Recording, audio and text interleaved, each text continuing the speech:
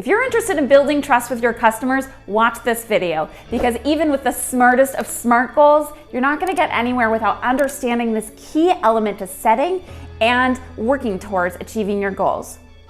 At the end of this video, I'm gonna be sharing with you the 5 questions that every service-based business owner can ask their clients to stand out and sell more. But if you're ready to take action and jump ahead, you'll find that link in the description below. Now let's get started.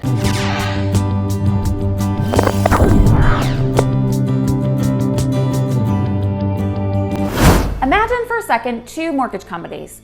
They've both set their yearly goals at exactly the same revenue target. And they're in the same price range of homes. And so they have the exact same number of mortgages they have to fulfill in the coming year. But one mortgage company is an online broker, and they have extremely efficient rates. You mostly do all of your work with them online as a customer, and ultimately maybe you talk to somebody on the phone once or twice in order to close up your mortgage. They have very affordable rates and a very efficient business model. On the other side of things is this other mortgage company. They have the high touch approach. They really love working with those first-time home buyers, people who just need an extra helping hand, lots of time and attention, time on the phone, maybe time in person.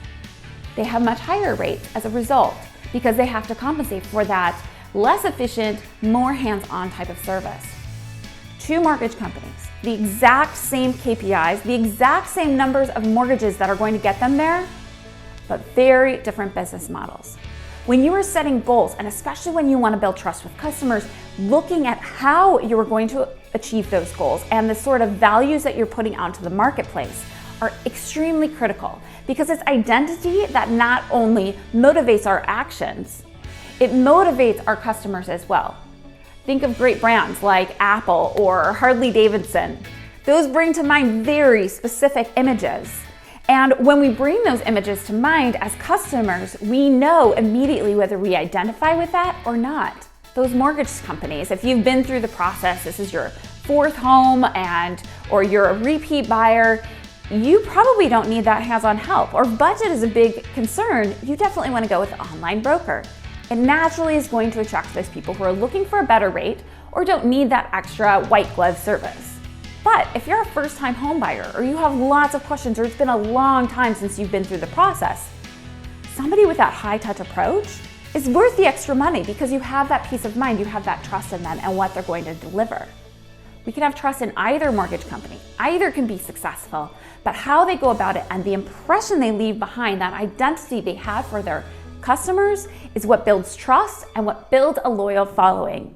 It naturally attracts those customers to the company. And so achieving goals becomes that much easier. So the next time that you're looking at things like performance targets, I'd like you to take a look at not just what the numbers are, where your top line growth is going to be, but look a couple levels below that, and look more importantly at what the identity is that you want to convey to the marketplace. I love to ask the question, what 3 words or phrases would you want your customers saying about you when you're not in the room?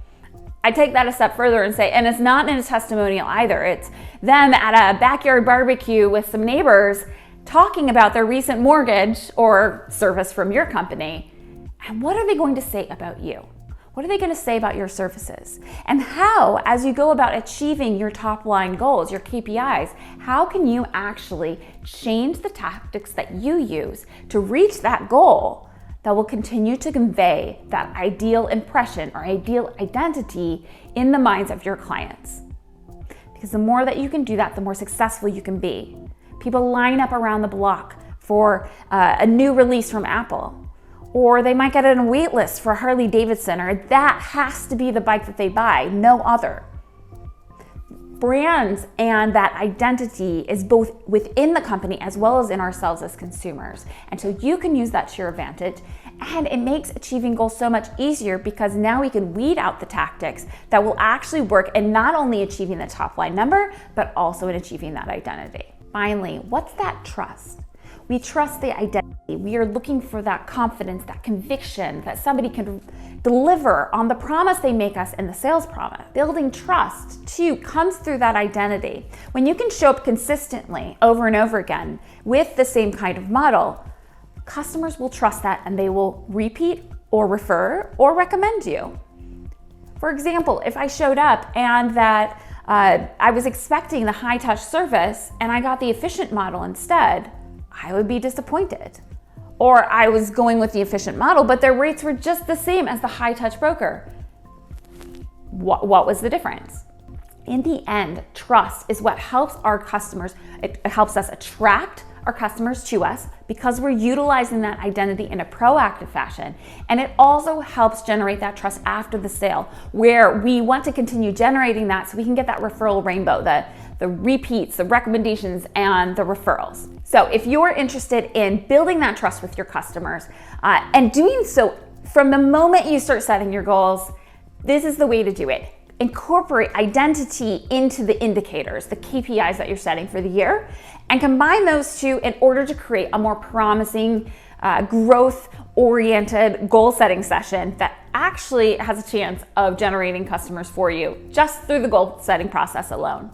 Now, if you're ready to start building some trust with your customers and start thinking about what do they identify you as, check out the PDF download, the 5 questions that any service-based business can ask their clients in order to stand out and sell more. You'll find the link in the description below. Also, if you got value out of this video, please like this video, subscribe for more weekly updates, and let me know in the comments what you think or what kind of questions I can answer in future videos. Thanks.